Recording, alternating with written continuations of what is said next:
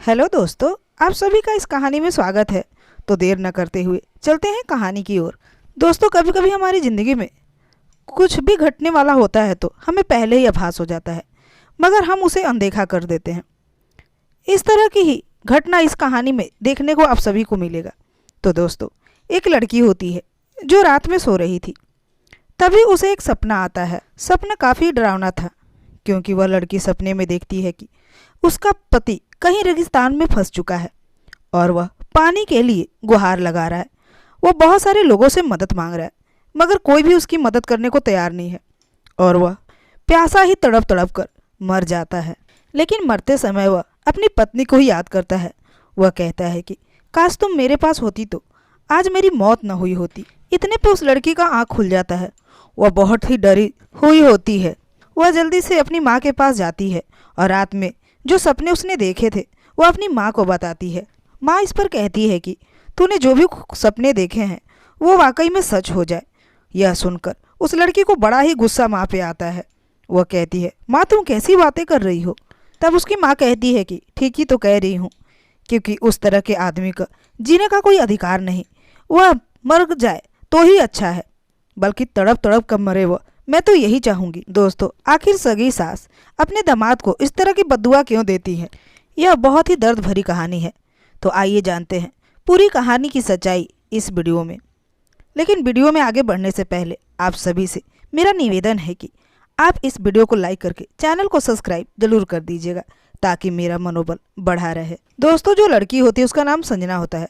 वह अभी पढ़ाई कर रही होती है और उसी यूनिवर्सिटी में एक लड़का भी पढ़ता है जिसका नाम समर होता है। इन दोनों की पढ़ाई उच्च स्तरीय थी, इसलिए दोनों एक साथ रह के पढ़ा करते थे और दोनों की दोस्ती बहुत अच्छी खासी हो गई थी। मगर यह दोस्ती कब प्यार में बदल गई खुद इन्हें भी नहीं पता चला।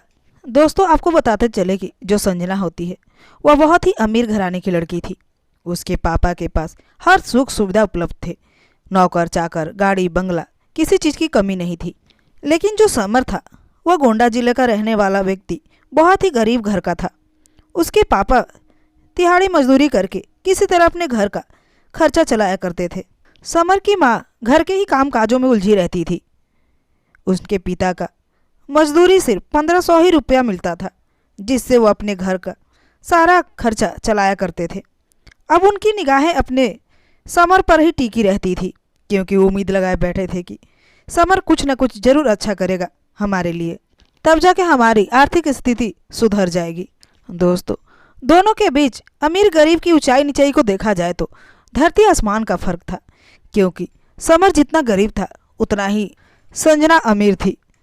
संजना के पास पैसों की कमी नहीं थी, लेकिन समर किसी तरह अपनी पढ़ाई का खर्चा जुटाकर पढ़ाई को पूरा कर रहा था। लेकिन दोस्तों, प्यार कहाँ देखता है गरीबी अमीरी, वह तो सिर्फ हो जाता है। यही उन दोनों के साथ भी हो गया था।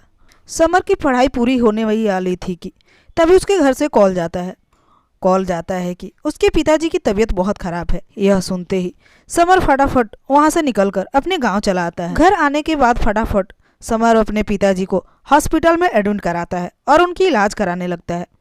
इलाज कराने के दौरान इस तरह 1 महीने उनके पिताजी मौत और ज़िंदगी से जूझते रहते हैं। आखिरकार एक दिन वह हार जाते हैं और इस दुनिया को छोड़कर चले जाते हैं। समर के पिता के मृत्यु के बाद समर की पढ़ाई अधूरी ही रह जाती है। अब वह गांव पे ही रहकर अपने माँ और घर का देखभाल करने लगता है। संजना अक्सर समर से बात किया करती थी फ़ोन पर। वह कहती है कि समर, तुमने क्या सोचा है, आगे तुम्हें क्या करना है? इस पे समर कहता है, मुझे तो कुछ समझ नहीं आ रहा कि आगे क्या करना है। शायद मेरी पढ़ाई यहीं तक थी और मेरी माँ की भी तबीयत कुछ अच्छी नहीं है, तो मुझे यहीं रहकर उनका देखभाल करना होगा। लेकिन मैंने जो तुमसे 1 लाख रुपए अपने पिता के इलाज के लिए लिए हैं, वह मैं कभी ना कभी तुम्हें लौटा ही दूंगा। इतना सब सुनने के बाद संजना कहती है, समर, क्या हमारा प्यार इतना कमज़ोर था कि बस यहीं तक रह जाए? क्या हमारा रिश्ता बस इतने ही दिनों तक का था? तब समर कहता है, आखिर संजना मैं क्या करूं, तुम ही बताओ। संजना तुरंत समर से कहती है, समर, तुम शादी मुझसे कब करोगे? यह सुनते ही समर कहता है, कैसी बातें कर रही हो, मैं तुम्हारे लायक नहीं हूँ। तुम्हें तो पता है मेरे पास कुछ भी नहीं है। हाँ, अगर मैं पढ़ लिख कर कुछ लायक बन जाता या किसी नौकरी में लग जाता तब कुछ बात भी बन सकती थी, लेकिन अभी तो फिलहाल यह बात मैं किसी कीमत पर मानने को तैयार नहीं हूँ, क्योंकि तुम जितने अमीर घर की हो, जितने ऐशो आराम में पली बड़ी हो, वो तो मैं तुम्हें 7 जन्मों तक नहीं दे सकता। फिर शादी करने की बात ही कहाँ से आ सकती है। तुम किसी अच्छे लड़के को देखकर शादी कर लो। इतना सब सुनने के बाद संजना कहती है कि समर, मुझे तुमसे कुछ नहीं चाहिए, बस मुझे तुम्हारा साथ चाहिए। मैं तुम्हारे साथ किसी भी परिस्थिति में रहने को तैयार हूँ, क्योंकि मैं तुमसे बहुत ही ज़्यादा प्यार करती हूँ और मैं तुम्हारे साथ ही ज़िंदगी बिताना चाहती हूँ। इतना सुनने के बाद समर कहता है कि तुम जो कह रही हो वो कुछ दिनों की ही बात होती है, उसके बाद तो धन दौलत ही काम आते हैं। इस पर संजना कहती है कि जैसा तुम सोच रहे हो वैसा कुछ भी नहीं है। मैं तुम्हारे साथ ज़िंदगी भर रहने को तैयार हूँ। मैं तुमसे कभी भी कोई शिकवा गिला नहीं करूँगी। बस तुम जैसे मुझे रखोगे मैं वैसे रह लूँगी। एक बार तुम मुझे से शादी तो कर लो, फिर हमारी ज़िंदगी भी खुशियों से भर जाएगी।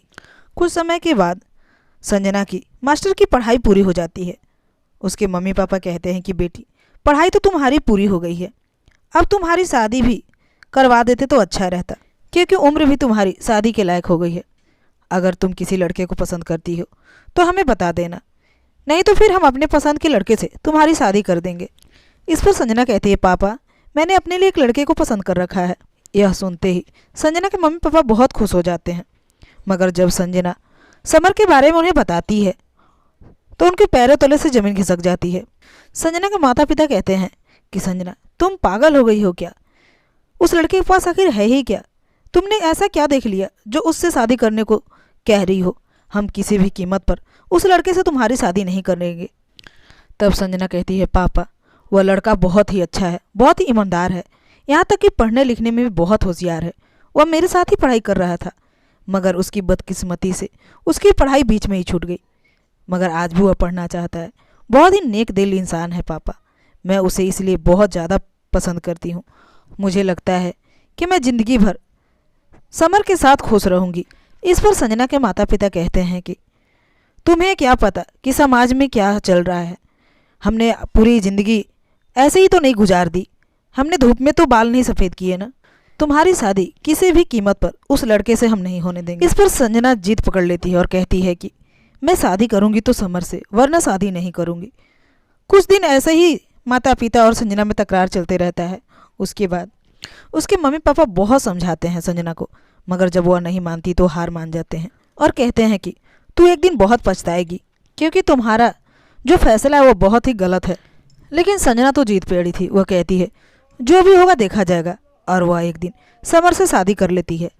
दोनों की शादी तो हो जाती है, लेकिन संजना जब समर के गांव आती है तो जो लड़की नाजो में पली बड़ी हो, फूलों जैसे रह रही हो, वह एकाएक अगर गांव में आ जाए तो मुरझाना लाजमी है। वह समर के घर में खुश तो रहती है, मगर फिर भी धीरे धीरे मुरझाने लगती है। उसके ऊपर साफ साफ गांव देहात का असर दिखने लगा था। वह अब परेशान सा रहने लगी थी, क्योंकि गांव में टाइम पर ना ही बिजली रहती थी और ना ही कोई सुख सुविधा थी। धूल मिट्टी में वह रहकर बहुत ही ज़्यादा दिक्कतों का सामना कर रही थी। कुछ महीने बीतने के बाद जो गोरी चिट्टी संजना होती है वह एकदम से सांवली हो जाती है। उसके जो बाल इतने चमकीले थे वो भी अब रूखे सूखे से दिखने लगते हैं। गांव देहात में अक्सर चूल्हे पर खाना बनाया जाता है, तो संजना को भी अब चूल्हे पर ही खाना बनाना पड़ता था। वह काले बर्तन धोने पड़ते थे, जिसके चलते उसके मुलायम हाथ अब फटने लगे थे और उखड़े हो गए थे। यहाँ तक कि पैर की एड़ियाँ भी फटने लगी थी। उसकी हालत बहुत ज़्यादा ही ख़राब हो जाती है, लेकिन फिर भी वह समर से कोई शिकायत नहीं करती। इधर जो समर था वो हर वक्त प्रयास करता था कि संजना को कोई तकलीफ़ या दिक्कत ना हो, लेकिन समर की जो तनख्वाह थी वो इतना कम थी, यानी 7,000 थी। 7,000 में बेचारा कर ही क्या सकता था? वह उसकी कौन सी ज़रूरतें पूरा कर सकता था? संजना इतने पैसे तो अपने मायके में 1-2 दिन में ही उड़ा दिया करती थी। कुछ महीने बीतने के बाद वह एक दिन समर से पूछती है, समर, क्या तुमने बचपन से ही इतने दुखों तकलीफ़ों में ज़िंदगी गुजारी है? इतना बात सुनते ही समर कहता है, मैं इसलिए तो कह रहा था कि तुम मुझसे शादी नहीं करो। इस पर संजना कहती है, देखिए जी, आप गलत मत समझिए, मेरा कहने का मतलब ये है कि हम कोई और भी तो काम कर सकते हैं जिससे कि हमारी आमदनी बढ़ सके। मैं क्या सोच रही थी कि हम एक छोटा सा स्कूल खोल लेते हैं। इस पर समर कहता है कि देखो, स्कूल खोलने में तो पैसे लगेंगे और हमारे पास पैसे तो हैं नहीं, तब संजना कहती है, तुम पैसे की चिंता मत करो, पैसे का इंतजाम मैं कर लूँगी। पैसे मैं अपने पापा से मांग लूँगी और जब हमारा स्कूल चलने लगेगा तो मैं उनके पैसे धीरे धीरे करके लौटा दूँगी। इस पर समर कहता है कि चलो ठीक है, अगर तुम्हारे पापा पैसे देने को राजी हैं तो तुम लेकर एक स्कूल खोल लो। अगली सुबह संजना अपने पापा को फ़ोन करती है और कहती है, पापा मुझे कुछ पैसों की ज़रूरत है, अगर आप मेरी मदद कर देते तो बड़ा अच्छा होता। वैसे ये जितना कमाते हैं उसमें हम अच्छे खासी ज़िंदगी गुजार रहे हैं, पर मैं सोच रही थी कि हम लोग एक छोटा सा स्कूल खोल लें जिससे कि हमारी आमदनी बढ़ जाए। इस पर संजना के पापा कहते हैं कि ठीक है बेटा, तुम्हें कितने पैसे चाहिए? संजना कहती है, पापा 1 लाख रुपए दे देते तो अच्छा रहता। संजना के पापा कहते हैं कि ठीक है बेटा, 1-2 दिन में मैं तुम्हारे घर आ रहा हूँ, उसके बाद हम बैठ के बातें करते हैं। 2-4 दिन के बाद संजना के पापा, मम्मी और कुछ रिश्तेदार उसके घर आते हैं। जब उसके पापा संजना को देखते हैं तो उनका दिमाग चकराने लगता है, क्योंकि संजना की स्थिति और दुर्दशा ही कुछ ऐसी थी। वह यह सब देखकर कुछ बोलते तो नहीं, मगर संजना की माँ शुरू हो जाती है और उल्टा सीधा समर को सुनाने लगती है कि तूने मेरी बेटी की ज़िंदगी बर्बाद कर दी। वह बड़ी कड़वी बातें सुनाने लगती है, कहती है, तेरी औकात तो मेरे घर में नौकर बनने की भी नहीं थी। तूने मेरी बेटी को बहला फुसला कर अपने प्रेम जाल में फंसाया और उसकी दुर्दशा यह कर डाली। तेरा असली चेहरा तो अब सामने आया। तूने ही मेरी बेटी पे दबाव डाला होगा पैसे मांगने के लिए, भिखारी कहीं का।